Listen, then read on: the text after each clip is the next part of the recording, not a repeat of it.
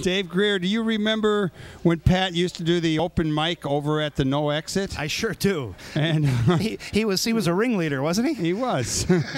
And then it got moved over to the Heartland Caf, and he was the host of that for many years. Yep. And a lot of kind of high-level musicians would come through. I mean, there's a lot of rank amateurs will play at these events, but there also are some really talented folks. Oh, yeah. Great stuff. In fact, we filmed a few of them at the No Exit for one of the internet companies I was doing stuff for.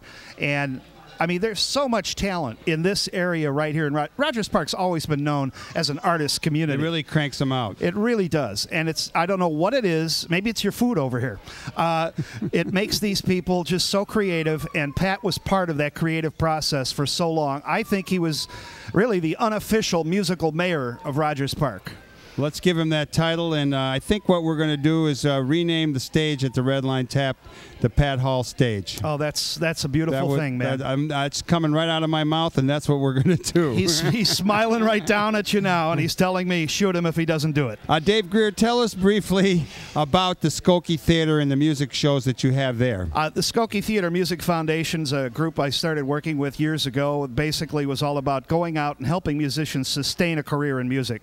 We teach them the business side so that they can keep a career and sustain it, because the founder, Bob Ackery, was the original orchestra leader for the NBC Orchestra in the days of the Breakfast Club way back when. Way back when. And he is an amazing guy at 92 still playing, but his son luckily has the legal know-how to get this going. So we have a theater that we took over at Oakton and Lincoln and Skokie. It's a 1915 Nickelodeon that was originally built for Charlie Chaplin's first movie he made in Chicago called His New Job. And we have it rehabbed to the tune of $1.2 million. And it is now one of the top 10 theaters acoustically in the entire world. So we're real proud of that, and we've got an awful lot of the world-class acts coming through there. SkokieTheater.org, you can check out what we've got going. You know, Skokie's quite a town, I got to say. I grew up, when I first came to Chicago, Skokie was just off the map for me, but there's something happening in that town.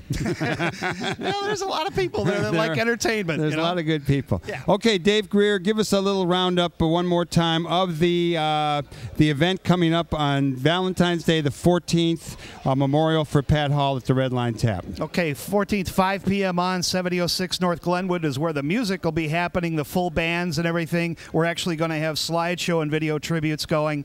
Over here at the Heartland Cafe, we'd like everybody to stop in here, have a little bite, and talk about what was your best memories of Pat.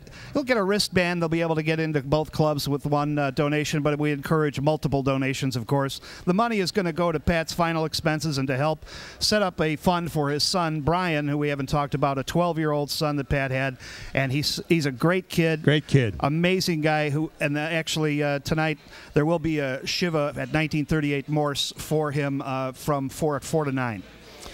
Dave Grier, you know, I've got Bob Maravich as the in-studio engineer down at the beautiful WLUW Studios, Chicago Sound Alliance, and we did play City Boy. I want you to pick another tune off that album so that Bob can get ready, and we're going to go out with a different tune.